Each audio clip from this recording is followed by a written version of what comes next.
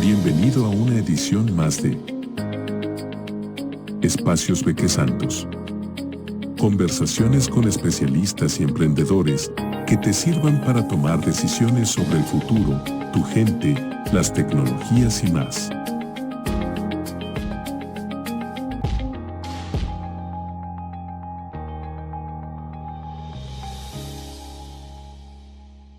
Bueno, bienvenidos a Espacio Bequesantos. Hoy vamos a tener nuestra cuarta emisión, entonces se está convirtiendo ahora en una costumbre. Y tenemos un entrevistado muy interesante que es José Luis Pita.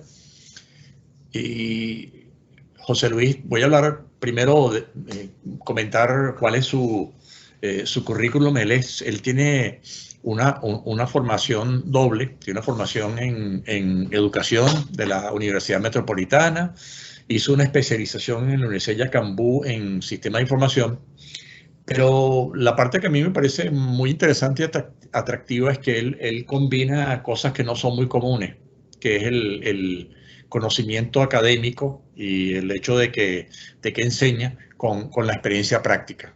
Eso creo que genera un grado de unas posibilidades poco comunes, porque no es muy típico que eso ocurra. Y resulta que él y yo tuvimos algún contacto en el pasado, porque él trabajó, creo que son como 6 años en Superatec, que es una ONG espectacular venezolana que viene haciendo desde hace 20 años un trabajo con nuestros muchachos de barrio y ahora expandido a otras áreas. Y ahí coincidimos, que Bequesantos fue uno de los promotores iniciales y José Luis tuvo un rol determinante allí. Entonces, yo creo que de verdad me encanta poder compartir experiencias e ideas con José Luis. Y voy a comenzar por comentar algo que me parece que es muy importante. Nosotros estamos realmente ya en el comienzo de la revolución del conocimiento, camino hacia la sociedad del conocimiento. Eso dentro de las métricas de las revoluciones de la revolución industrial es la cuarta etapa. Esta tiene un elemento muy importante que estamos comenzando a sentir, que es el hecho de que la educación de ahora en adelante es continua, que no va a valer lo que comenzó en tiempos de edad media dentro de nuestro mundo más, con todo un tema de formación académica y que tú sales de allí al trabajo, y mucha gente prácticamente de ahí en adelante trabajó 30, 40, 50 años y no necesitó inicialmente educación adicional. Recientemente se ha requerido, pero es que ahora, de ahora en adelante, es continuo, es que no para. Eso aunado al hecho de que desde el punto de vista además educativo, ya se puede hacer educación remota. O sea que hay una combinación muy interesante que precisamente José Luis es una de las personas que ha trabajado esas dos áreas, que tiene experiencia allí. Así que yo voy a comenzar con la primera pregunta. En español lo llaman aprendizaje en línea, pero igual que en otros temas, esto creo que va a terminar con una denominación sajona y se va a llamar e-learning. Entonces yo lo primero que te preguntaría, ¿qué es el e-learning empresarial? Bueno, muchísimas gracias, Laszlo, por la invitación y el espacio para compartir. De verdad que es un orgullo y un honor estar en tu espacio. Como lo dijiste bien, la experiencia que yo he tenido me ha permitido combinar todo lo que es la actividad académica formal con aquella actividad corporativa que está dedicada al entrenamiento, la capacitación y la instrucción de contenidos, ¿no? Entonces, tú me preguntas qué es exactamente el e-learning empresarial o corporativo. Es aquella combinación de elementos que tienen una direccionalidad para aumentar las capacidades de los colaboradores o incluso reentrenarlos en capacidades nuevas, ¿no? Ahorita estamos hablando, tú mencionabas esa serie de elementos que se están cruzando, o sea, este es un momento súper particular que estamos viviendo, ¿no? Ahorita se están uniendo una serie de tendencias y tú mencionabas el hecho de la capacitación permanente, la capacitación continua o la formación continua, ¿no? Que es un término conocido en el ámbito académico desde hace bastante tiempo, pero que hoy en día incorpora este elemento de distanciamiento, ¿no? De posibilidad de continuar con esa actividad a pesar de la situación de distanciamiento o prevención, en este caso originada por la pandemia.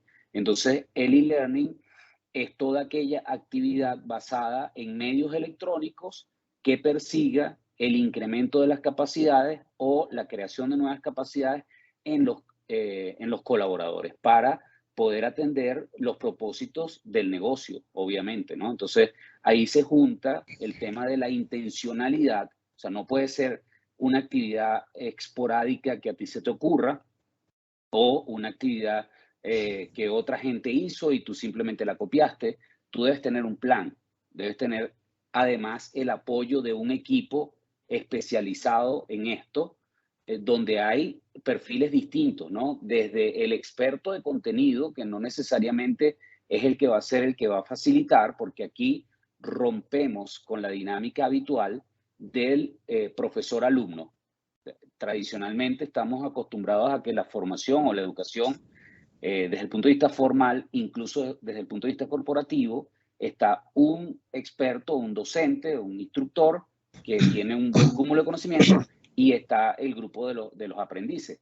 En este caso, el experto de contenido se convierte más bien en un curador, porque quien va a traducir eso en el objeto despachable es el diseñador instruccional acompañado de un diseñador gráfico y de un programador que es el que maneja la plataforma. O sea, es muy difícil conseguir que en una sola persona se reúnan todos estos perfiles. Entonces tú tienes que hacer un team multifuncional que se ocupe de cada una de esas microtareas. José Luis, a ver, yo como empresa tengo necesidades de formar a mi gente y además tú mencionaste algo muy importante, que es que hay rotación, o sea que no es nada más que preparé un programa una vez y todo quedó bien, sino cómo hago cuando entra alguien a sustituir a otro. Y típicamente yo como empresa voy a tener ciertas necesidades que las puedo obtener en el mercado porque son estándar para mi industria o son estándar de lo que es de alguna funcionalidad. Pero habrá otras características o otras necesidades que son muy particulares a mi empresa. Por lo que yo he escuchado, un elemento clave dentro de esto es tener una plataforma dentro de la cual trabajar. Explícanos un poco qué significa eso. Sí, ese es digamos, el segundo elemento. Lo que mi experiencia me ha dado, hay como 3 vértices importantes.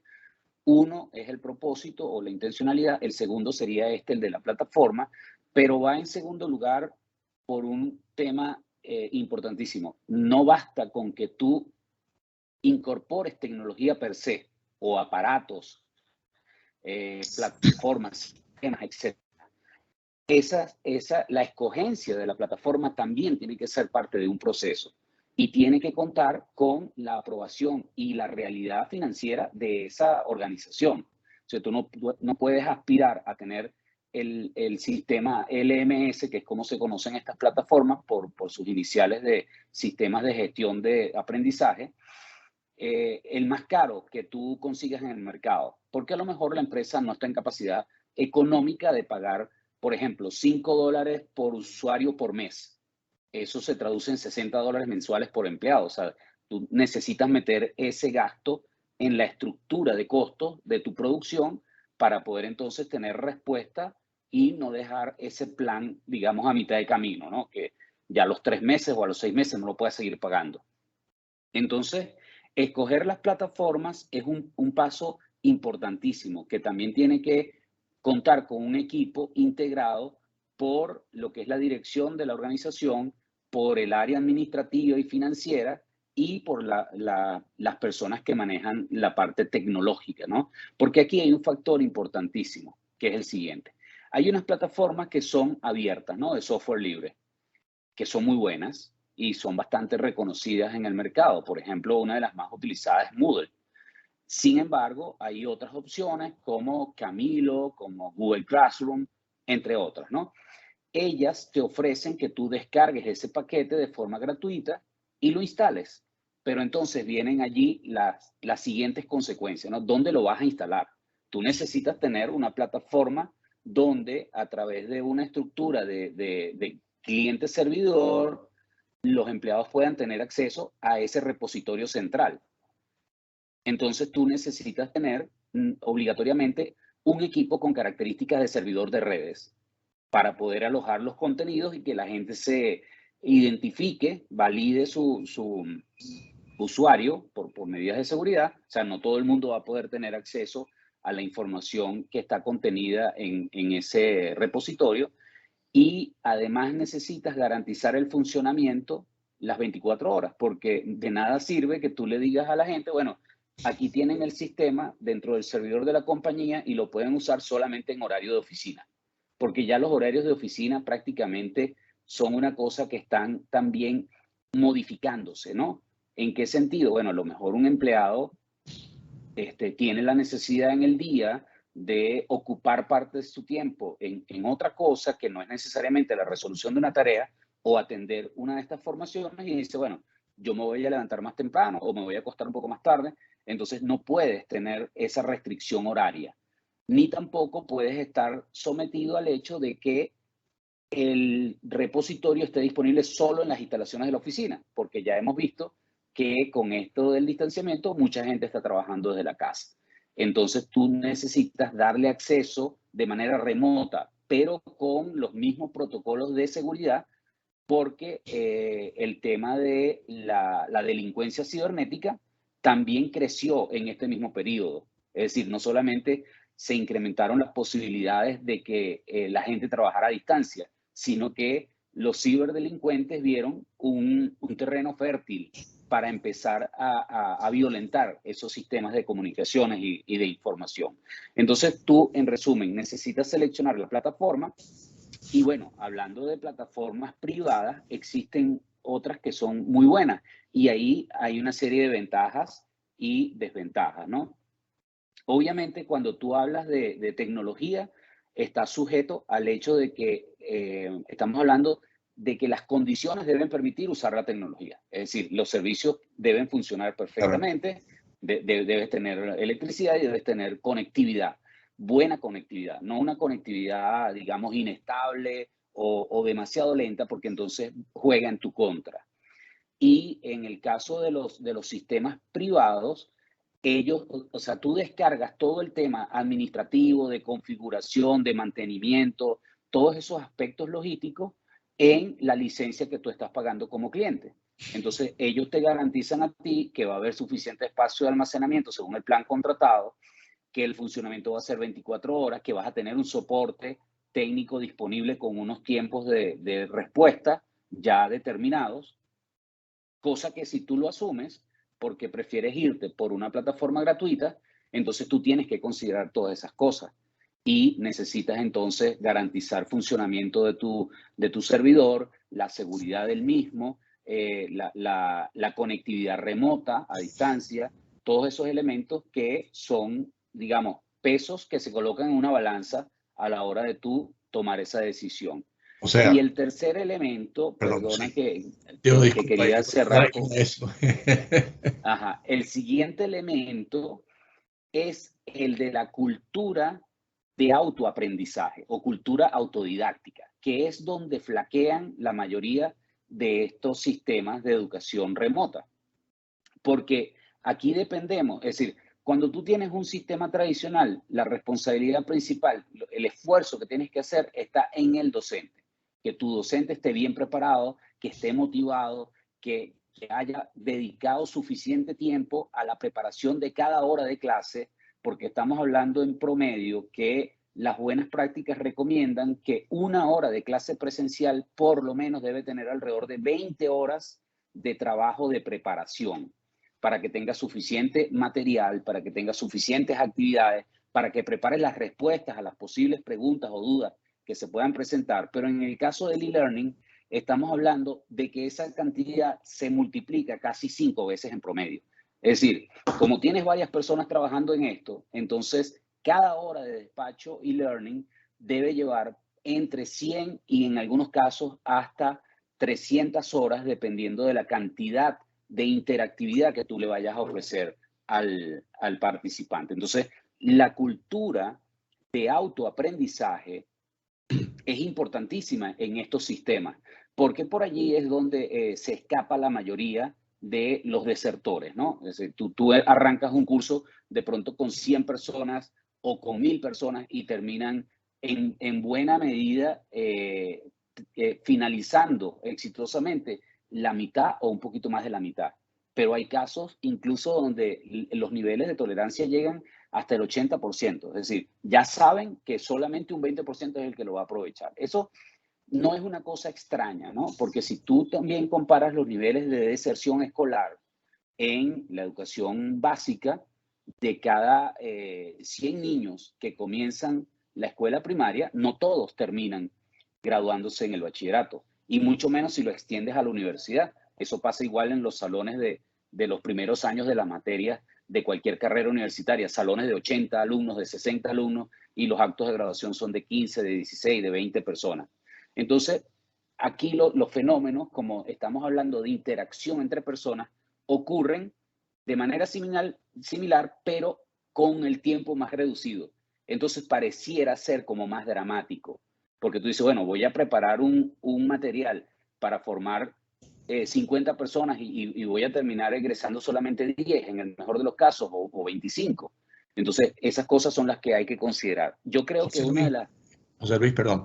Esas proporciones que tú mencionas se cumplen también dentro de las empresas, cuando el e-learning es corporativo. Mira, no se cumplen en los mismos márgenes, pero siempre hay al menos entre un 10 a un 20% de no cumplimiento, porque estamos hablando de procesos que están atados a un tiempo determinado, que tú planificas, por ejemplo, una formación que dure una semana o que dure 15 días, y de pronto entre un 10 y un 10% de las personas, por factores personales, no pueden cumplirlo.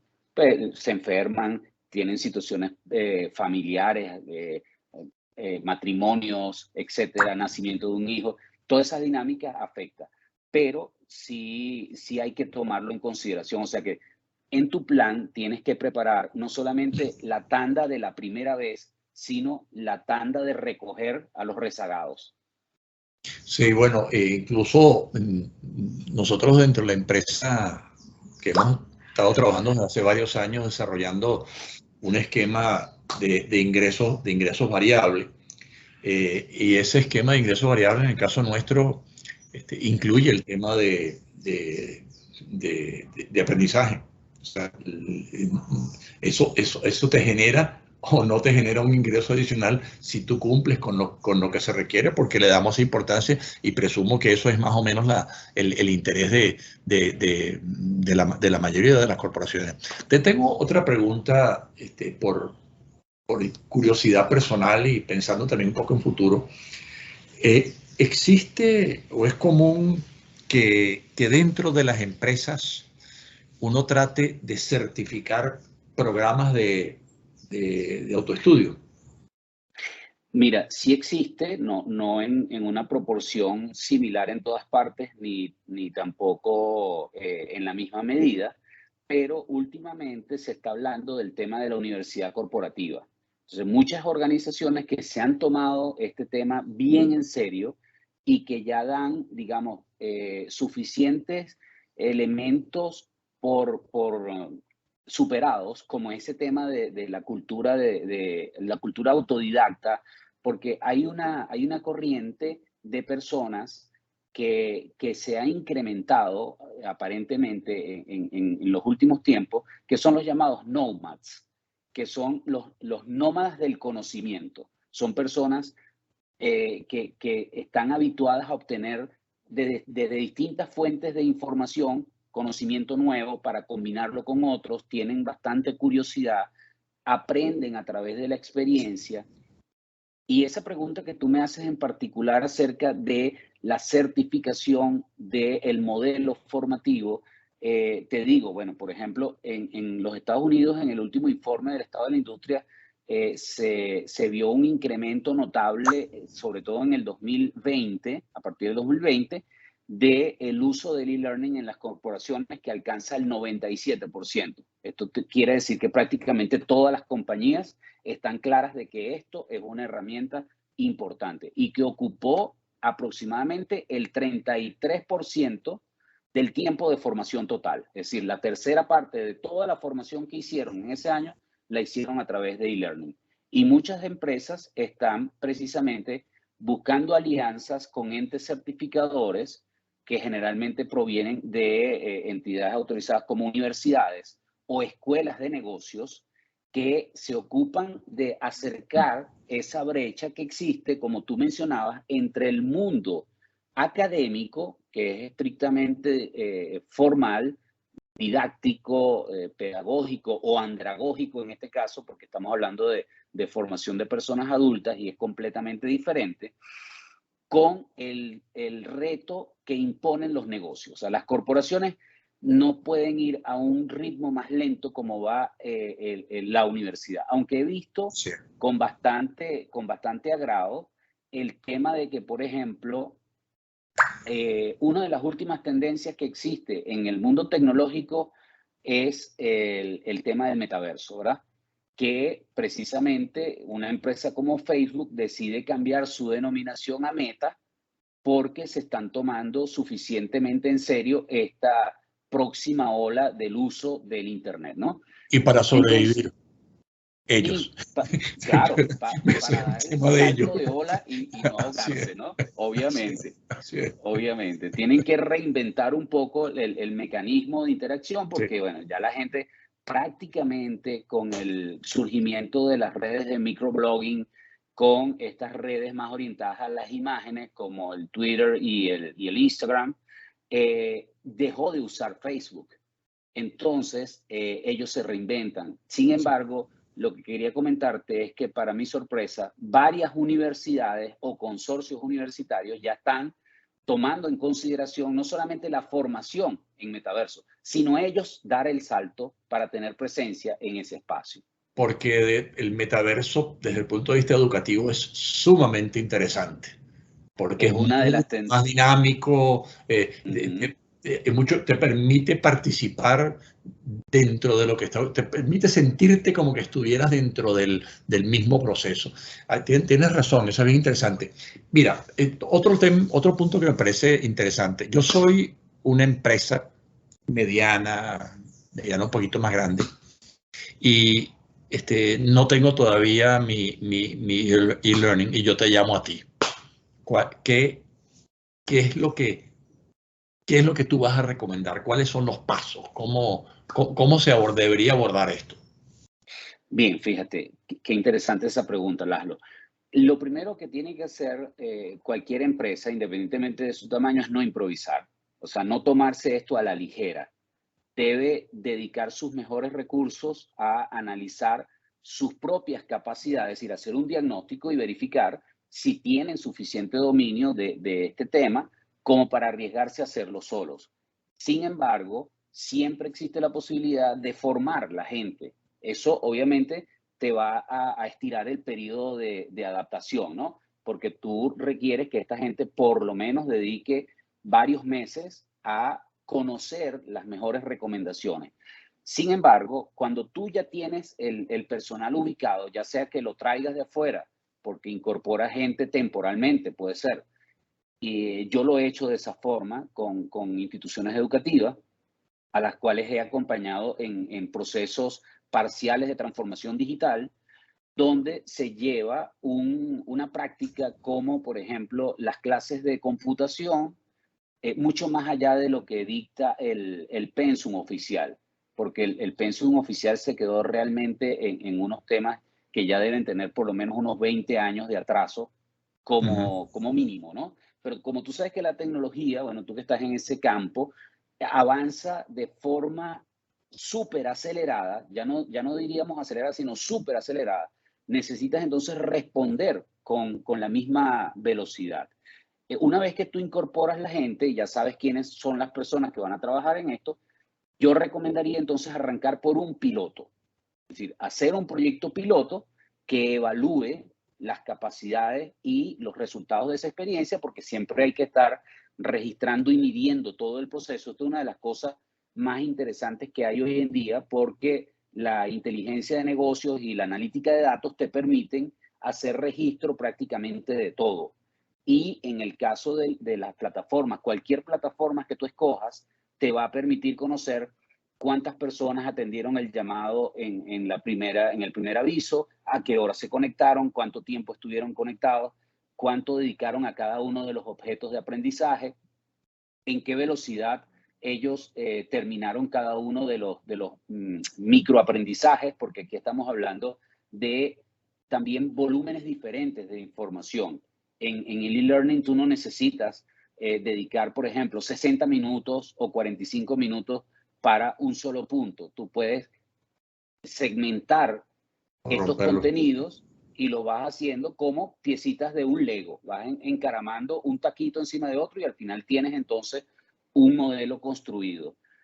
Luego que hagas ese proyecto piloto, entonces vas incrementando progresivamente en otras áreas, porque lo que se sugiere es que tú arranques como empresa por aquella área donde tengas mayor experticia. No vas a arrancar por el área más débil de la compañía. O sea, José Luis, para quedar claro en esto, en lugar de hacer un plan magistral inicial, la recomendación es selecciona un área importante, crítica, hagamos las pruebas, y me imagino que se hace para que la empresa vea y entienda de qué se trata y también para poder medir de ahí en adelante, bueno, cuál va a ser el ritmo de crecimiento de esto. O sea que tú probablemente vas a hacer el plan después de haber hecho 1 o 2 pilotos, algo así. Exactamente, sí, se suelen hacer por lo menos entre 2 y 3 pruebas, de manera que te permita validar ese modelo, porque aquí tú no vas a poder utilizar una receta estándar. Tú vas a necesitar más bien lo contrario, es como el sastre, tiene que hacerte un traje a la medida. Entonces, después que tú valides el modelo, es cuando empiezas entonces a crecer y a innovar, porque tú vas a hacer innovación dentro de tu propia organización a través de la implementación de este modelo de formación. Y otra recomendación que yo siempre sugiero es fijarse en lo que son las tendencias de los negocios. Es decir, tú no puedes planificar hoy en día qué va a hacer la empresa dentro de 3 años, como antes se solían hacer aquellos planes estratégicos, ¿verdad? Que la gente se sentaba. El plan de 5 años. Año 1, año 2, año 3, él hizo no sé qué. Porque los tiempos tan volátiles que vivimos ahora te dicen, bueno, hoy estoy en una realidad y viene una pandemia y te cambia todo, ¿no? Te voltea completamente la circunstancia. Entonces, tú tienes que diseñar, por ejemplo, en vez de hacer diseño por objetivos, que era lo tradicional en la academia y en las empresas también, diseñar por competencias, porque es lo que está demandando hoy en día la fuerza profesional. Tanto el World Economic Forum como, por ejemplo, empresas como LinkedIn han levantado estudios en los cuales validan cuáles son el mínimo de competencias que requieren los trabajadores para desempeñarse en los próximos 5 o 10 años como máximo. Mira, José Luis, ahora que estás mencionando esto, me acabo de recordar que cuando revisé tu currículum, me di cuenta que una de las certificaciones que has hecho es en metodología ágil de proyectos, en Scrum. Lo hiciste básicamente porque precisamente lo que estás describiendo de cómo se implementa esto es algo que es muy aplicable y donde algo como Scrum es muy útil. Sí, bueno, hay varios elementos allí que formaron parte de la situación, ¿no? Pero fue muy perdona que desvíe la atención, pero me pareció interesante. No, está buenísimo, porque fíjate, tú debes concebir que tú estás diseñando esto como un servicio de software para proveerle a un cliente. Entonces, lo que pasa es que este software es un software completamente educativo. Esto no es un software de procesos o de relacionamiento de clientes o de es un SAP educativo. Exactamente, le pudiéramos llamar de esa manera. Entonces, ¿qué se utiliza hoy en día en la industria de diseño de software? Se utilizan los marcos ágiles, se utiliza Scrum, por ejemplo, se utiliza Lean, se utiliza Kanban. Entonces, tuve la fortuna de ser certificado y, bueno, posteriormente de seguir investigando porque yo sí me considero una persona absolutamente nómada. A mí la curiosidad me mata cuando hay un término que yo desconozco o del cual tengo poco conocimiento, empiezo a revisar internet, a buscar artículos académicos, a meterme en las páginas que manejan las comunidades de expertos. Por ejemplo, los foros, los tradicionales foros de discusión, allí se aprende muchísimo. Una de las fuentes que yo utilizaba cuando estaba comenzando en mi etapa estudiantil, ya después de salir del bachillerato, eran las revistas especializadas. Yo tenía una persona cerca de la oficina, una señora de estas españolas, que me guardaba la revista Computer Magazine, todas las del área, y a través de esos artículos yo me leía como que el extracto, pero luego tenía la necesidad de investigar más.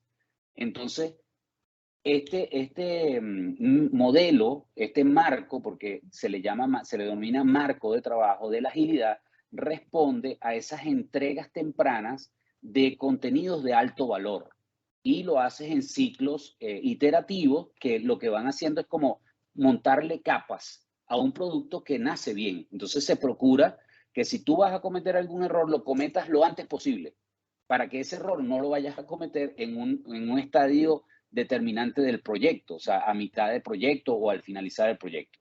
Y son también metodologías que se basan en el empirismo, porque tú no puedes determinar exactamente cuándo vas a terminar de hacer tu plan. Entonces, hoy en día, para la respuesta a los entornos de altas incertidumbres, estos marcos son perfectos. Y resulta que cuando yo lo conocí, digo, bueno, pero esto se puede aplicar al diseño instruccional y a la educación en línea. Y bueno, desafortunadamente no fui pionero porque ya había gente que se le había ocurrido eso. Entonces seguí investigando y me encuentro con sorpresa de que hay mucha gente que ya había desarrollado marcos para la adaptación de lo que es el Scrum a el proceso de diseño instruccional y learning. Qué bueno, qué bueno. Por cierto, ahora que usaste el término, ya mencioné un par de veces lo de nómada digital, tienes que pensar en conseguirte un turbante, ¿no? Porque los nómadas son los que andan con el turbante y el camello. Bueno, que por cierto, nómadas fueron los que también desarrollaron el concepto de un solo Dios. Imagínate tú si lo del nomadismo tiene importancia o no. Claro, Oye, y las sociedades, digamos, que han logrado los mayores avances son sociedades que han surgido como resultado de esos procesos migratorios de los nómadas. Y el elemento que tú nombrabas del tótem o del estandarte es un elemento que está completamente vinculado a estos temas de e-learning, porque se utiliza mucho en lo que es los reconocimientos a través de los batches o incluso estos desafíos que tienen un candadito y tú tienes que hacer una serie de pistas, resolverlas para poder alcanzar ese nivel y continuar avanzando. Mira, José Luis, si volviendo a la perspectiva desde el lado de una empresa, ¿cuáles son los principales desafíos de una empresa en términos de cómo proveo y cómo me aseguro del aprendizaje dentro de la empresa? Ok, bueno, uno de los primeros desafíos, tú me lo comentabas al inicio de esta conversación, ¿no? Debes centrarte más en el diseño instruccional que en lo que es la selección de la plataforma, porque de tu diseño va a resultar entonces como consecuencia la escogencia de la plataforma. Luego debes garantizar que el estudiante o el participante, en este caso tu colaborador, alcance el nivel mínimo de motivación, porque si no, tienes la partida perdida. O sea, si esa persona no está motivada, como tú decías, si no siente esa emoción de que se va a meter en un metaverso, digámoslo así, o sea, si él no está dispuesto a jugar el rol entonces va a ser muy cuesta arriba que él lo termine. A lo mejor lo empieza, porque dice, bueno, me mandaron para este curso, tengo que hacerlo, o sea, es obligatorio. Pero tener ese nivel motivacional asegurado te va a garantizar de que aproveches al máximo la experiencia. Luego tienes que asegurarte de lo que es la correcta selección del contenido. Y eso tiene dos fuentes, básicamente. Tienes a tus propios expertos internos que conocen muy bien tu proceso logístico, tus operaciones, pero también puedes traer un experto de contenido externo, un asesor, un consultor, que solo lo vas a tener para ese proceso de curación de contenido. Y luego, bueno, tienes que garantizar que la organización provea experiencias de aprendizaje que sean por lo menos significativas, es decir, contextualizadas, para que la gente le encuentre sentido y lo pueda aplicar en la práctica, que además sean de fácil recordación, es decir, memorables, que no se le olvide, bueno, fue al curso al día siguiente o a la semana siguiente, ya no se acordó de qué fue lo que hizo, así fuera que descubrió una función de Excel que le permite resolverse la vida, ¿no? Si no lo practica, si no lo tiene en fácil recuerdo, lo va a olvidar rápido. Y tiene que ser motivadora. Entonces, esos son, digamos, parte de los desafíos para que ese aprendizaje pueda ser transferible, se pueda ir a uno de los últimos niveles de aplicación del conocimiento según las escalas propuestas por los autores, como por ejemplo Kirkpatrick, que dice que ese aprendizaje va a alcanzar el máximo cuando tú seas capaz de imbuirlo en tus procesos y solucionar problemas reales con la herramienta que aprendiste. Además, tienen que ser retadores porque le permite al colaborador empoderarse frente a una situación de dificultad o de reto por la solución que amerita la implementación de ese aprendizaje.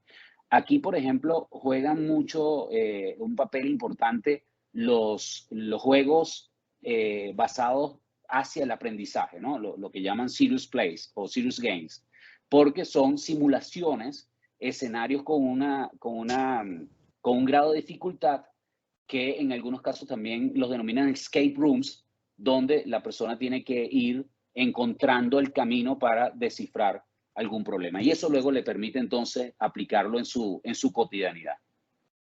Mira, José Luis, te tengo que interrumpir porque este tema es infinito. Aquí pudiéramos estar unas horas más. Bueno, me parece que creo que hemos cubierto bastante. Pienso que por lo menos al que esté interesado le abre los ojos hacia esto. Y pienso que también hay material como para que hagamos una sesión futura. Así que desde Espacio Beque Santos, muchísimas gracias y espero que la gente pueda aprovechar esa extraordinaria combinación que tú tienes de conocimiento académico con experiencia real y con las ganas con las que tú trabajas en este campo. Muchas gracias. Bueno, gracias a ti, Laszlo, y a la orden para una segunda edición. Magnífico. Hasta luego. Encantado.